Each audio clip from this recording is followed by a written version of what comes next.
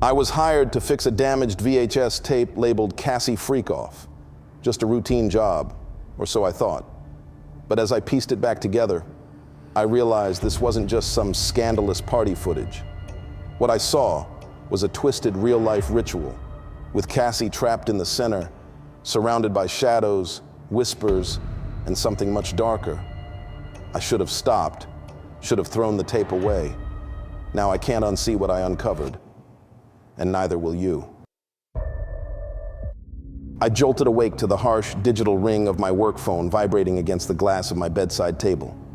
I squinted at the clock, 3:04 a.m., that dead, hollow hour when the world feels thin, like reality itself is stretched too tight. I reached for the phone, my hand unsteady, pulse already quickening. The caller ID was blank, unknown number. My thumb hovered over the decline button, but something in the back of my mind, that nagging instinct every engineer has for signals and patterns, made me swipe to answer. "Yeah?" I croaked, my voice still thick with sleep. For a moment, there was only static, a dry, crackling hiss, like old cassette tape winding through rusted gears. Then, a voice crackled to life, low and rough, distorted as if it was fighting its way through a bad connection or an ancient microphone. "You're the engineer, right? The one who fixes damaged media?" I rubbed my eyes, my pulse still climbing. This wasn't that unusual a call for me, just an oddly timed one.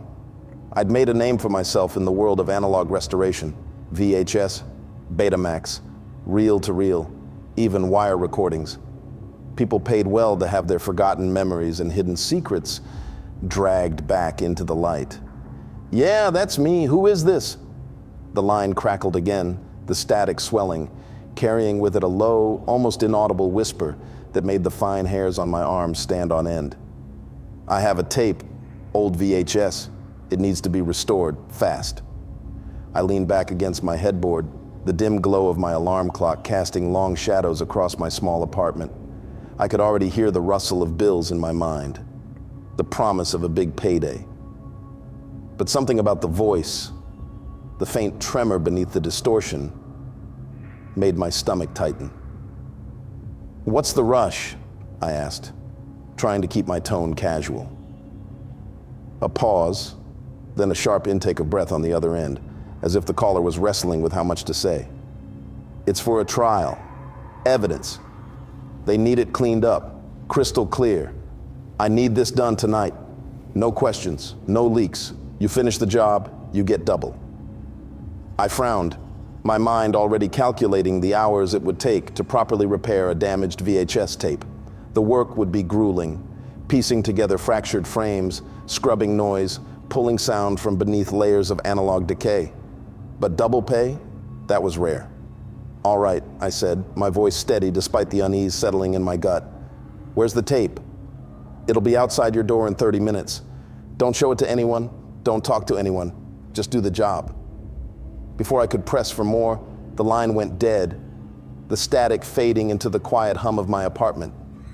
I stared at the phone in my hand, my heart still racing, a cold sweat starting to gather on the back of my neck. And then, just as promised, there was a soft, deliberate knock at my door.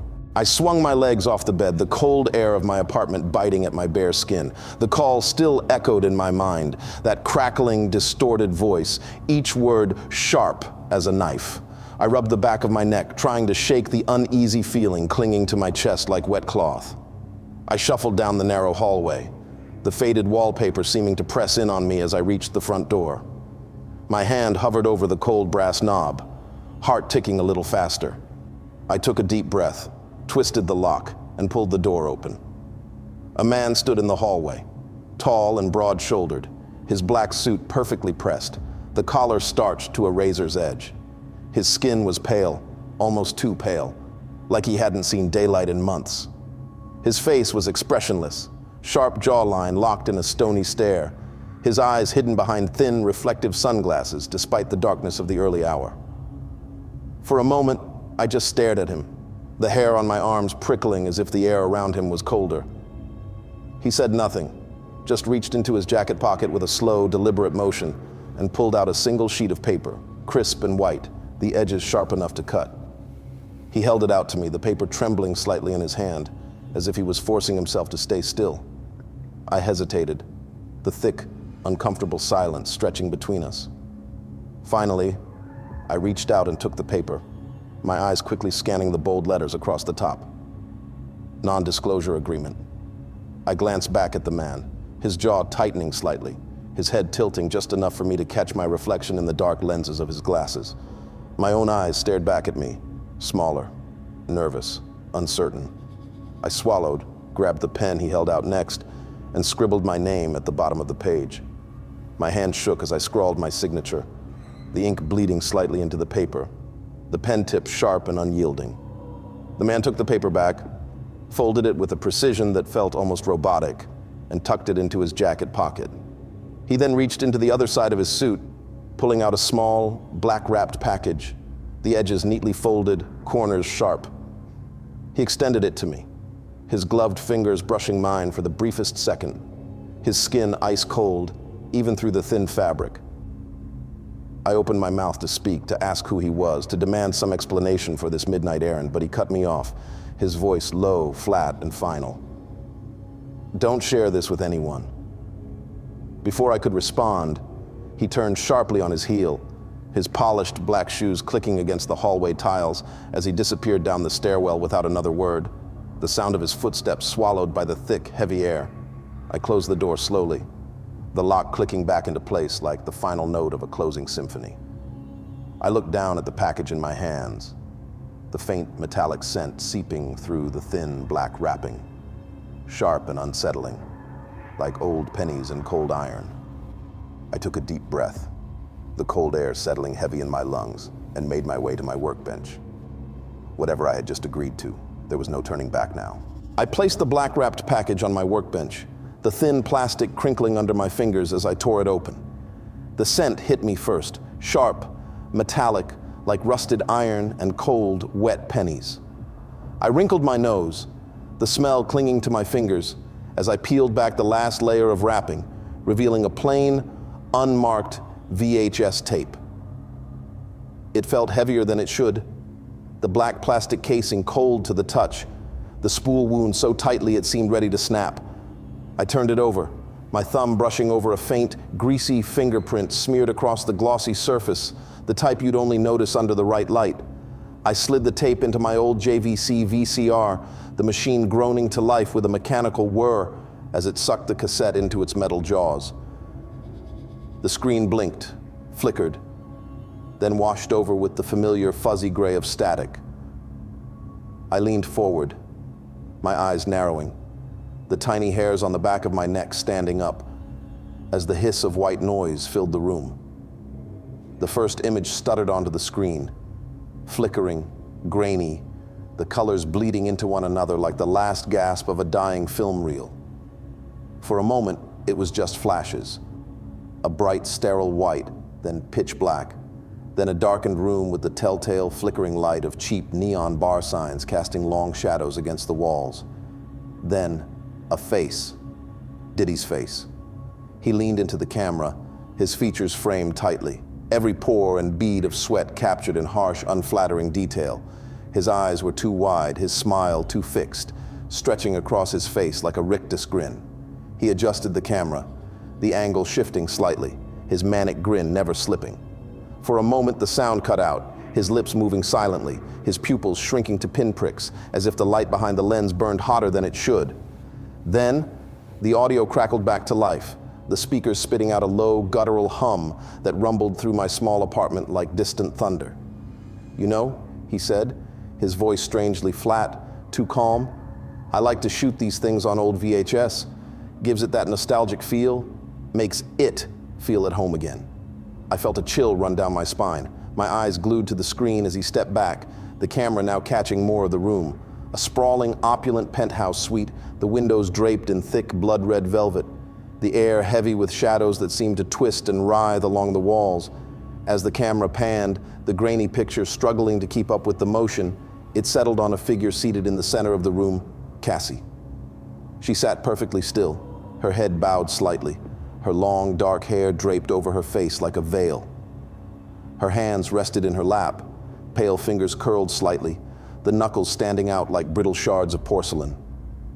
Around her, the shadows thickened, resolving into the shapes of other figures, rappers, models, and industry faces, their features half hidden by the dim, stuttering light. Some stood, others lounged on low, plush couches, their eyes reflecting the cold electronic glow of the camera like the eyes of nocturnal predators. I leaned closer, my nose almost touching the screen, straining to pick out the faces. I thought I recognized a few. The sharp jawline of a platinum-selling rapper, the perfectly sculpted cheekbones of a model whose face had graced countless billboards. But something about them felt off. Their eyes were too wide, their postures too stiff, their smiles too forced, as if their bodies were held up by strings, marionettes waiting for their puppeteer to make the next move. As the camera continued to sweep the room, I caught a glimpse of something else. A strange, jagged symbol scrawled across the far wall in what looked like thick, black paint, or something darker, wetter. It pulsed faintly, the light from the camera seeming to flicker as it passed over the twisted, looping lines. I leaned back, my heart thudding painfully in my chest, my breath coming in short, shallow gasps. I felt the cold, metallic taste of fear on my tongue, a bitter tang that made my stomach twist. My hands were already moving, reaching for the remote to pause the tape, to stop this unsettling scene from unfolding further, but my fingers hesitated, trembling just above the buttons. Curiosity has a way of swallowing fear. I let the tape play on. I adjusted the tracking, the image flickering before settling into a clearer, more stable picture. The camera now seemed to have a life of its own, pushing deeper into the penthouse, the shadows thickening as if the darkness itself was gathering to watch. Diddy's figure emerged from one of those shadows, slipping into frame with a slow, deliberate step. His movements were fluid, almost serpentine, each gesture precise, his head turning to survey the room like a conductor preparing an orchestra. He lifted his hands, his fingers long and slender, snapping once, twice, the sound sharp against the muffled murmurs of the crowd. The figures surrounding Cassie straightened, their spines snapping into place, their heads lifting in unison. Their eyes gleamed, reflecting the camera's cold electric light, their expressions hollow, their mouths slightly open, like dolls left in some twisted parody of life. The camera pulled back, revealing more of the circle. Rappers, models, and other industry faces, their bodies swaying slowly, their movements synchronized, each step and nod matching the subtle, rhythmic tapping of Diddy's polished shoes against the marble floor. It felt like a ritual, a dark, wordless dance, their shadows bending and twisting against the velvet-draped walls, their outlines stretching impossibly long. Then, Diddy stepped forward, his figure blocking the camera for a moment before he turned and extended a hand. Three men stumbled into the frame, their faces blank, their eyes empty, the whites of their eyes veined with dark, pulsing lines. They moved with the slow, jerky stiffness of sleepwalkers, their limbs heavy and uncoordinated. Diddy pointed to the center of the circle, his head tilting slightly as he gestured toward a golden chalice resting on the low glass table in front of Cassie. The men hesitated, their bodies shuddering as if resisting some unseen force, but then one by one, they shuffled forward, unzipping their trousers, their hollow gazes never once leaving the floor. As they relieved themselves into the chalice, the camera flickered, the sound warping into a low, guttural hum that made my skin crawl. The camera cut to Cassie, her expression tightening, her eyes widening, her lips parting in a silent, trembling gasp. I felt my own stomach turn as the camera lingered on her, the chalice slowly pushed toward her by an unseen hand. The screen flickered again, the image crackling, the colors bleeding together in unnatural smears as the tape struggled to maintain its grip on reality. I leaned closer, my breath fogging the glass of the old tube TV, my eyes straining to pull every detail from the grainy footage. Diddy moved through the crowd with a fluid, unhurried confidence, his polished shoes clicking against the marble floor, each step a sharp, deliberate note in the twisted symphony. He walked slowly around the circle, his head tilting slightly as he whispered to each guest, their expressions shifting from blank emptiness to tight, fearful obedience. But then, as I adjusted the tracking again, something else came into view. A shape, a flicker, just behind him. I squinted, my heart thudding louder in my chest as the image sharpened. It was a shadow, a dark, twisting figure clinging to Diddy's every move. It wasn't just the usual long silhouette cast by the bright, flickering lights. This thing clung to him, its form less a reflection and more a parasite, its edges writhing and bending like smoke trapped in a glass jar. Every time Diddy stepped forward, the shadow shifted, lagging just a fraction behind, as if struggling to keep pace.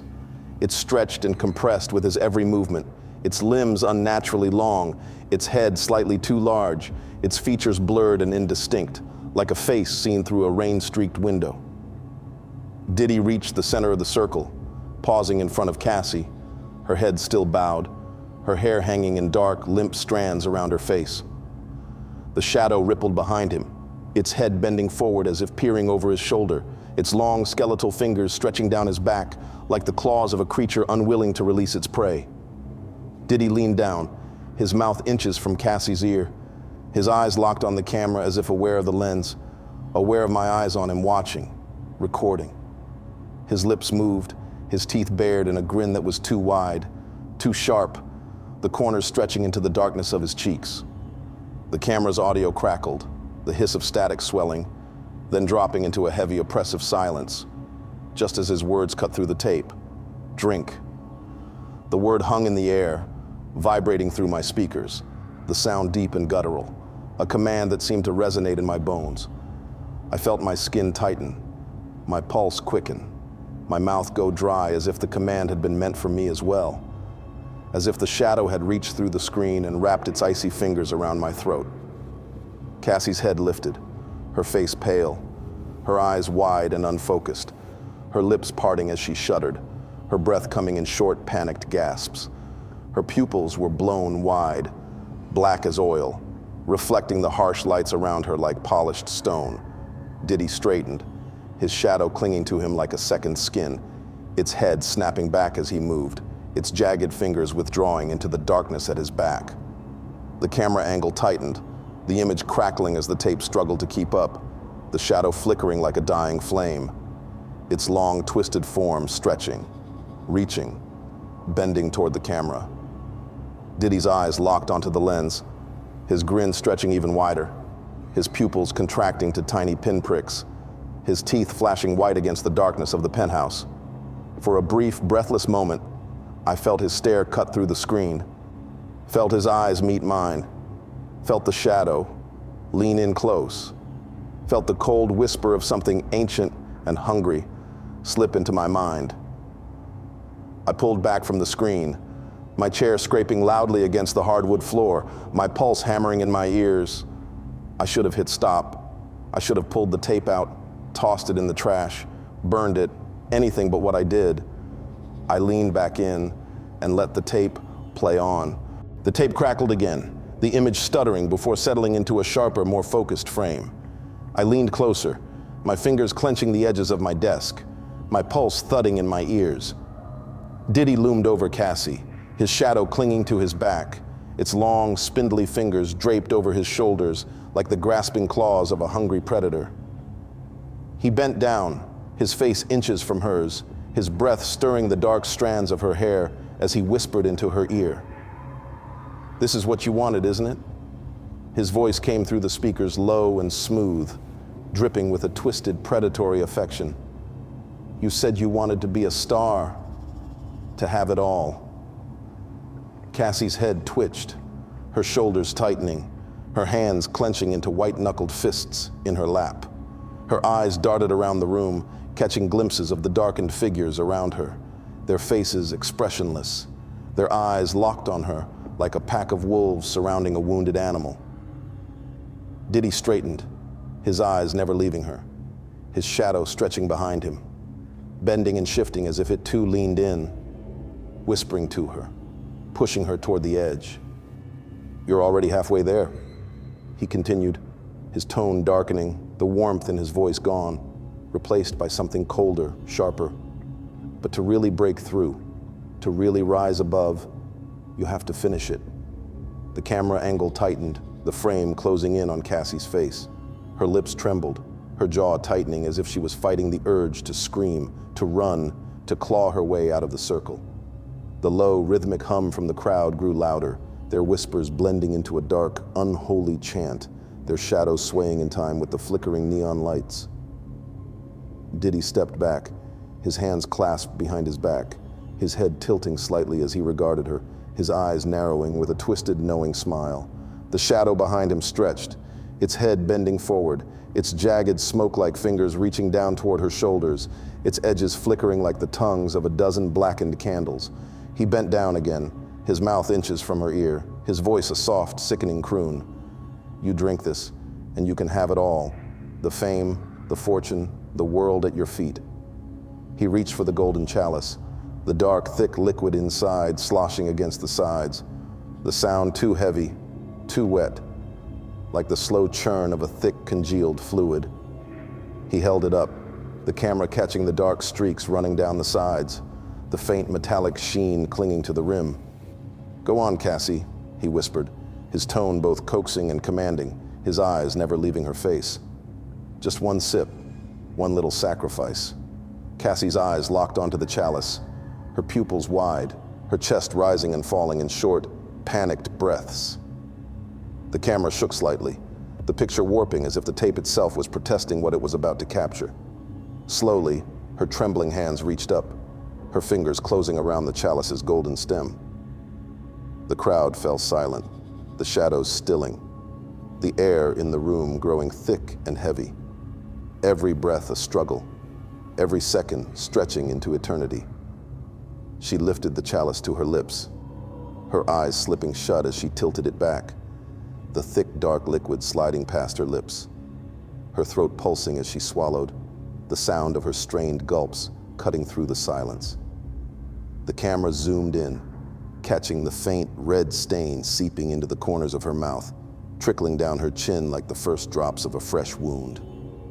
Diddy straightened, his face filling the frame, his eyes locking onto the lens, his pupils now bottomless pits of pure black, his smile gone, his expression blank and emotionless, his head tilting slightly as if listening to something only he could hear.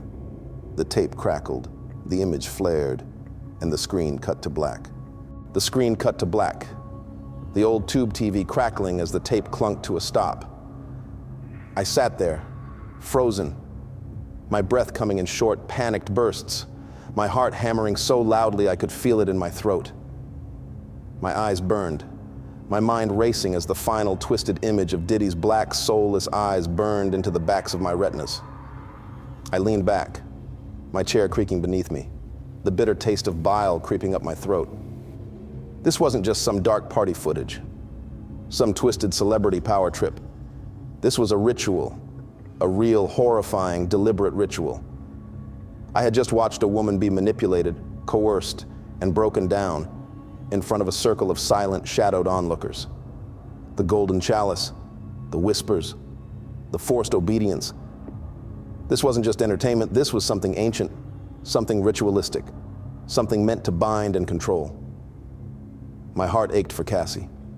I couldn't shake the image of her trembling hands, her wide, terrified eyes, as she brought the chalice to her lips, as she choked down whatever unspeakable fluid had filled that cup. She had become a pawn, a victim of something far darker than just the music industry's usual backroom dealings. I felt my pulse throbbing in my ears, my fingers tightening into white-knuckled fists on the edge of my desk. My mind raced with the implications. If this tape got out, if the world saw what I just saw, it would be more than a scandal. It would be a reckoning. This wasn't just a leak. This was Exhibit A in a trial that could tear down an empire. I reached for my phone, my thumb hovering over the record button, my mind torn between fear and a twisted sense of responsibility. I closed my eyes, taking a deep, shuddering breath, the cold air of my apartment suddenly feeling thick and heavy.